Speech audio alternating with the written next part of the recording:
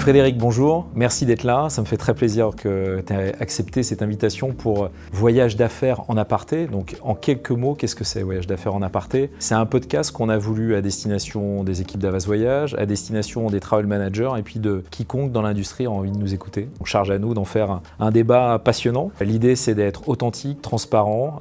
On se parle vrai tous les deux. Voyage d'affaires en aparté, c'est des invités qui sont des personnalités de notre industrie, comme toi, Frédéric, patron d'Amadeus France. Justement, si on revient un peu sur ton parcours, j'ai regardé, je me suis quand même un peu documenté. Tu as passé 12 ans chez Air France, première partie de ta carrière, et 12 ans chez Amadeus. Tu as voyagé un peu de partout dans le monde, en Asie. Parle-nous un peu de ton parcours, et puis ensuite, dis-nous tes responsabilités aujourd'hui en France chez Amadeus. Bonjour Christophe, merci de l'invitation, je suis ravi d'être là. Je suis moi-même fan d'échanges authentiques. Donc, je suis directeur général d'Amadeus France depuis quelques mois, officiellement depuis le 1er mai 2024. Grosse partie de ma carrière avant en Asie, où j'ai eu la chance de gérer toutes les négociations avec les compagnies aériennes dont le siège était en Asie-Pacifique, dans la région Asie-Pacifique. J'étais basé effectivement à Singapour. Donc, j'ai eu la chance de négocier les accords de contenu, donc les accords GDS et les accords NDC, qui ont été surprenantes, passionnantes, et qui ont renforcé ma conviction sur le rôle clé d'Amadeus dans la distribution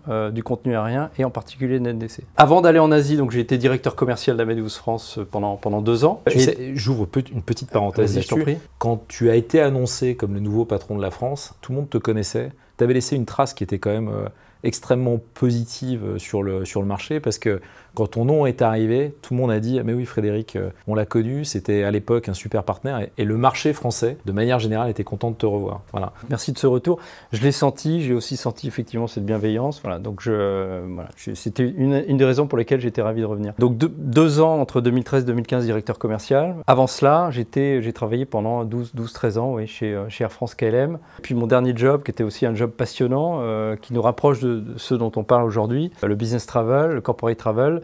J'ai géré les plus gros clients d'Air France KLM, l'équivalent du CAC 40, donc les plus grosses entreprises clientes d'Air France KLM, avec une petite équipe et là, un job passionnant. C'est intéressant de connaître Air France de l'intérieur avec tout ce qu'on a vécu là, ces dernières années. Et les corporates aussi, tu vois bien les enjeux pour tout le monde en fait, dans cette évolution technologique de normes. Une forme d'expérience, de sagesse et puis de crédibilité, effectivement, liée au fait que voilà, j'ai connu Air France, maintenant je suis chez Amadeus, et puis j'ai eu aussi cette chance de pouvoir négocier, discuter, échanger, vendre avec les compagnies aériennes et aujourd'hui avec les agences de voyage. Bon, maintenant tu es patron de la France. Concrètement, ton rôle, le mandat que te donne Amadeus de Madrid, là, c'est quoi ce qui est attendu sur notre marché? J'ai 3 responsabilités principales. La première, c'est vraiment une responsabilité commerciale, que les objectifs de PNL, de vente soient atteints, avec un focus agence de voyage. Un deuxième rôle qui est animé l'équipe basée à Paris, le site de Paris, plus précisément d'Issy-les-Moulineaux, donc une petite centaine de personnes, sur l'activité Travel Sellers, mais sur d'autres activités également Amadeus, comme le paiement. La troisième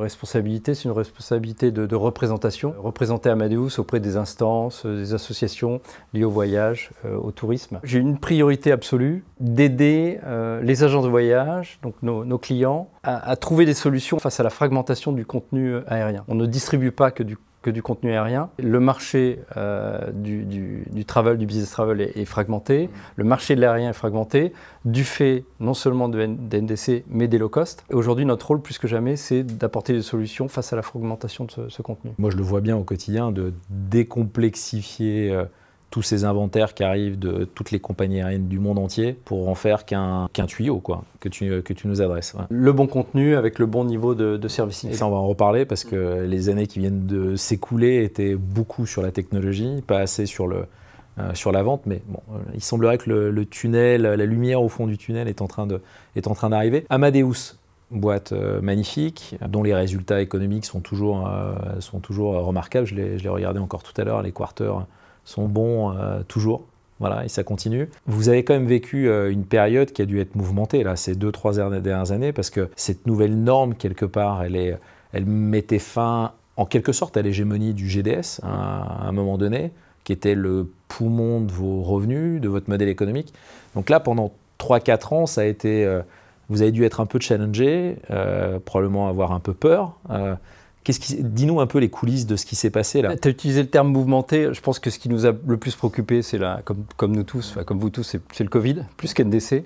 On a rapidement considéré qu'NDC était une opportunité pour nous. Alors c'est vrai qu'on avait un modèle, on construisait les offres pour les compagnies aériennes. Le GDS, c'est ça, c'est construire une offre pour la compagnie aérienne, la distribuer et ensuite en faire le servicing adéquat. Donc la partie, c'est vrai qu'avec NDC, la partie construction de l'offre disparaît. Et les agrégateurs se concentrent avec NDC sur la distribution de l'offre globale et le servicing. On a pris ça comme une opportunité très rapidement. Pourquoi ? Parce que le cœur des préoccupations d'Amadeus, c'est l'expérience voyageur. Et on essaie d'être présent via nos différentes verticales à chaque étape du voyage pour comprendre, pour anticiper et comprendre les besoins du voyageur. Et c'est vrai que NDC répond à un besoin fondamental qui est l'amélioration de l'expérience du voyageur. Ça, c'est la promesse de la compagnie. Ça, c'est la promesse de la compagnie. Donc, il fallait qu'on accompagne l'industrie. Quand IATA a lancé en 2012 le principe, le concept de cette nouvelle norme, nouvelle technologie NDC, qui manquait et qui manque encore assez cruellement de standardisation, il a bien fallu que des acteurs prennent à bras-le-corps le sujet et apportent des solutions. Je pense que rapidement, Amadeus a pris ce virage-là et s'est dit on a un rôle à jouer. Alors rapidement, je serai un peu plus modéré. À l'échelle des 2-3 dernières années, moi j'ai senti dans les interactions qu'on avait au démarrage, c'était un peu lent, quoi. Et d'ailleurs, rappelle-toi, on était quand on testait nous déjà du Direct Connect chez Havas il y a 4 ans de ça, sur le loisir en particulier. Vous n'étiez pas encore, tu n'avais pas un produit à m'amener qui était opérationnel. Il y avait des négos à terminer probablement avec des enjeux énormes avec les compagnies aériennes à ce moment-là, parce que c'était en train de basculer. Ça a mis un peu de temps au départ. Amadeus a été très rapidement un des acteurs clés sur NDC. Après, c'est la perception que tu exprimes, elle est peut-être liée au fait qu'effectivement on négocie avec les compagnies aériennes. Mais je peux te dire qu'en coulisses, on a énormément investi sur NDC. Commercialement et techniquement. Il y avait 2 vitesses. Il y avait une vitesse en coulisses qui était les développements avancent, ils sont lancés, on progresse, etc. Et puis il y avait la position commerciale sur le marché qui était peut-être un peu de retenir le truc, le temps que des accords se prennent. C'est difficile de répondre à cette question, d'autant plus que je n'étais pas sur le marché français. Mais moi, ce que je peux te dire, c'est qu'en ayant vécu ça côté négociation avec les airlines, très rapidement, on a eu une offre très crédible à proposer aux compagnies aériennes et très rapidement on a commencé à signer des deals. Donc voilà, la perception peut venir de là. Mais je pense que si on reprend l'historique, notamment des articles de presse, je pense que très rapidement, Amadeus est apparu comme parmi les GDS. Parmi les GDS, c'était pas trop dur. Parmi les GDS, parmi les agrégateurs, un acteur précurseur sur NDC. L'adoption d'NDC dans le loisir, elle a été très rapide. Ça montre bien qu'il y a eu quand même un décalage entre ce qu'avait besoin un monde simple en termes d'émissions, le loisir, un monde complexe comme le business travel qui lui a de la prévente, qui lui a de la modification avant émission, etc. Le Direct Connect, quelque part, est-ce que tu ne penses pas que c'était une solution un peu light qui permettait de faire des choses simples,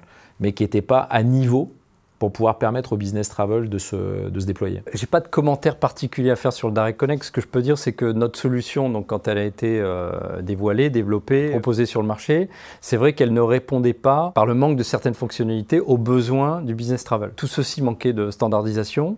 Les compagnies aériennes utilisent des versions différentes. On pensait faire davantage du plug and play entre compagnies, on n'a pas pu le faire à cause de ses limites. Au départ, le contenu NDC sur NDCX était disponible, mais il manquait quelques fonctionnalités clés pour le business travel. Mais c'est ça ou parce que regarde, Air France, il t'a livré à toi comme à tous les agrégateurs des fonctionnalités de Speed PNR, de Mix PNR, etc. Il y a 3 semaines. Oui. Le Direct Connect tel qu'on en parlait il y a encore peu de temps, il était incomplet. Il y avait une solution sur le marché qui était, je ne parle pas d'NDC, je parle du Direct Connect qui a commencé à servir à certains endroits du business travel. C'était une solution perfectible, quoi. Voilà. Qui était complète pour de la vente simple, sans après-vente. Le loisir, mais pas le business pour travel. Le loisir, mais qui n'était pas suffisamment forte et complète pour le business travel, tout à fait. Est-ce qu'il n'y a pas une petite moralité comme la fable de La Fontaine entre le lièvre et la tortue? Tu sais, si on devait faire parallèle, je dirais peut-être que tu as été la tortue au démarrage et des entreprises peut-être plus jeunes, plus légères, avec moins de monde, le lièvre. La moralité de cette fable, c'est que rien ne sert de courir, mais il faut partir à point.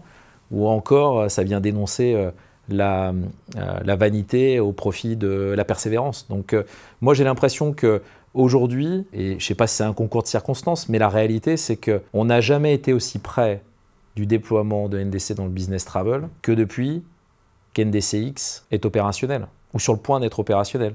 Comme si finalement le business travel a attendu que le patron se mette à table pour qu'on puisse déployer NDC sur le marché. J'aurais du mal à accepter le concept de tortue, ou alors on va dire, allez, pendant 15 jours on a été une tortue et puis la tortue s'est transformée en lévrier afghan.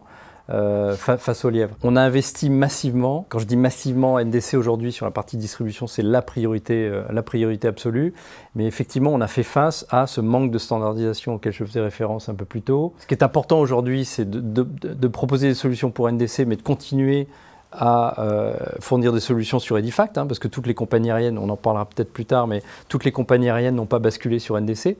Donc il y a deux modèles qui coexistent. Et ça, c'est important ce que tu dis. C'est-à-dire que les deux mondes aujourd'hui sont nécessaires pour pouvoir servir un client corporate. Totalement.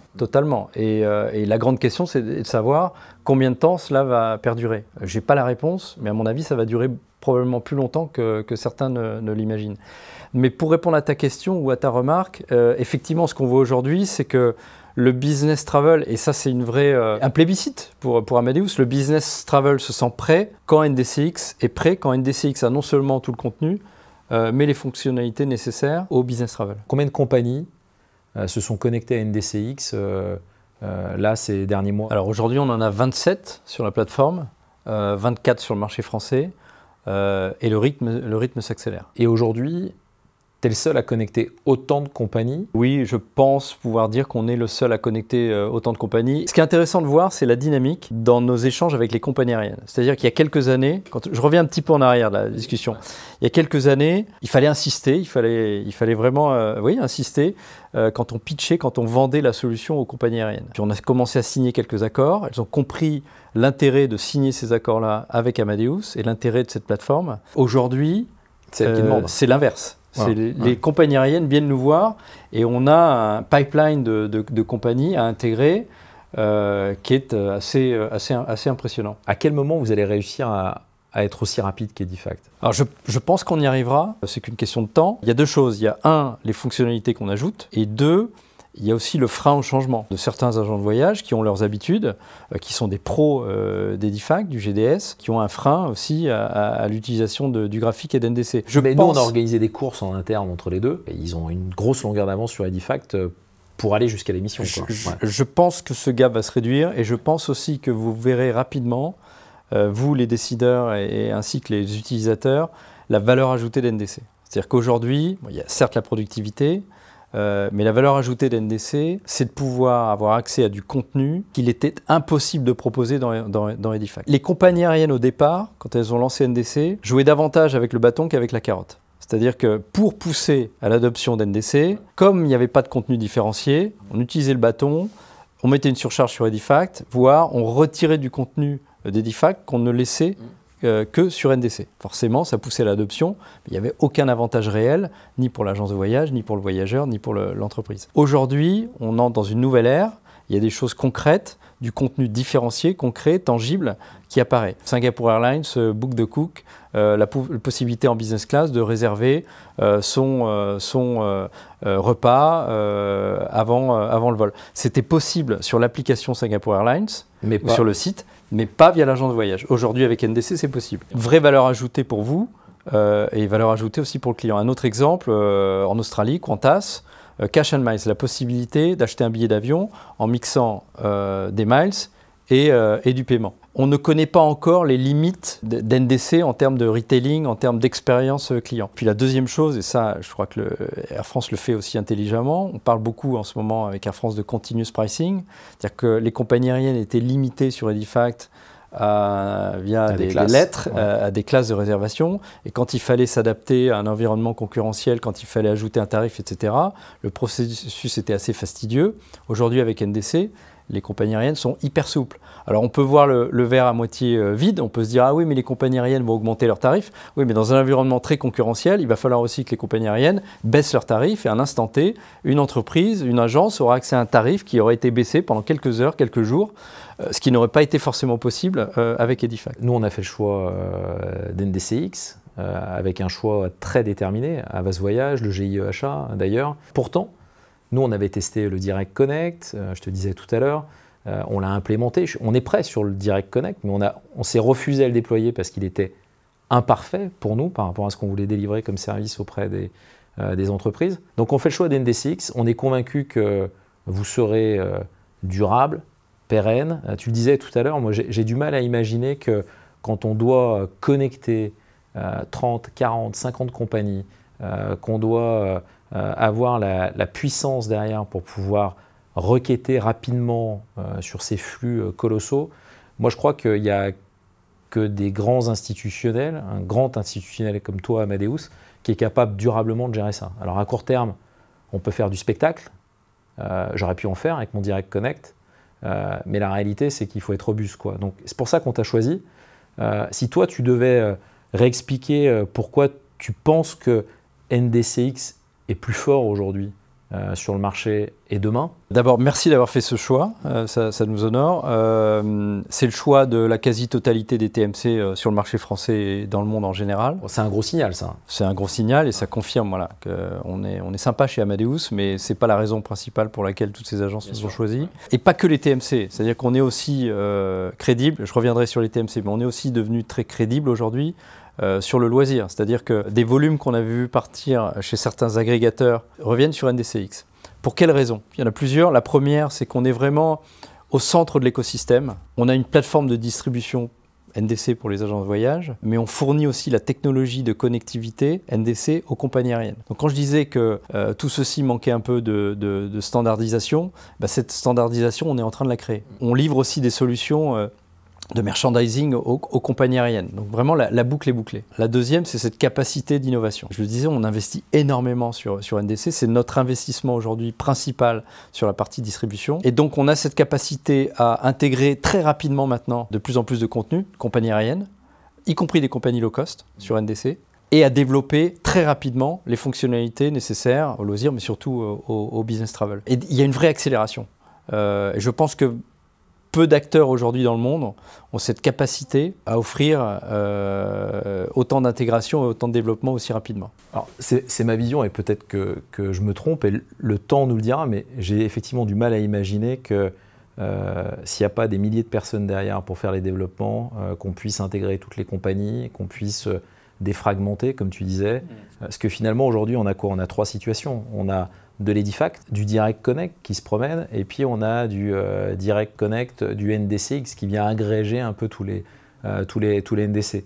Quelque part, je ne connais pas de restaurant gastronomique qui accepte que je m'installe à sa table et que je me fasse servir un plat du restaurant d'à côté. Tu vas, toi, demain, donner un peu d'Edifact, donner un peu de X sur les compagnies qui ne sont pas connectées, et puis les gens...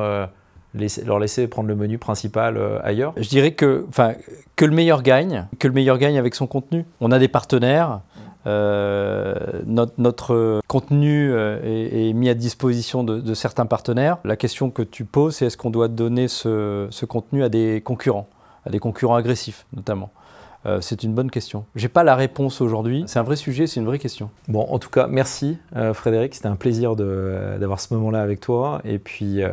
encore une fois, je te renouvelle l'immense confiance qu'on a chez Havas Voyage pour Amadeus et puis faites de jolies choses là pour qu'on puisse, comme tu dis, passer d'une ère où on a passé beaucoup de temps sur la technologie à se recentrer un peu sur nos affaires et le développement de nos affaires. Merci Christophe et à moi de te remercier, de remercier Havas et Achat, le GIE Achat, qui nous font progresser. Grâce à vous, il n'y a pas que vous, il y a les EDV aussi. On a atteint un niveau de travail collaboratif sur le marché, en particulier sur ce dossier NDC, avec Air France KLM, et pas que, mais avec Air France KLM, et vous avez joué un rôle prépondérant là-dedans, donc je tenais à te remercier. Si on grandit tous ensemble, si on évolue dans le bon sens tous ensemble, c'est aussi grâce à vous. Merci de l'invitation, j'ai passé un excellent moment, merci.